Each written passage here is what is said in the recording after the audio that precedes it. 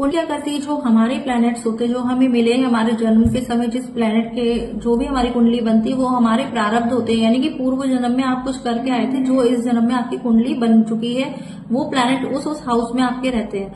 लेकिन अभी जो इस जन्म में जो आप कर्म कर रहे हैं उससे आपका नेक्स्ट बर्थ डिसाइड होता है, उससे आपकी नेक्स्ट कुंडली डिसाइड होती है।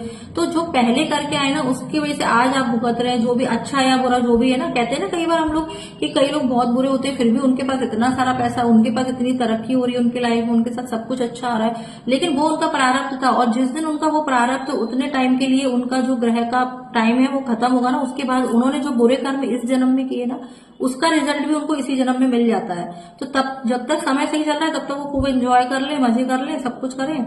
लेकिन जैसे ही उनका जो प्रारब्ध वाला समय खत्म होता है और नया जो टाइम शुरू होता है ना, तो उसके अकॉर्डिंग उनको पनिशमेंट भी भर भर के मिलती है।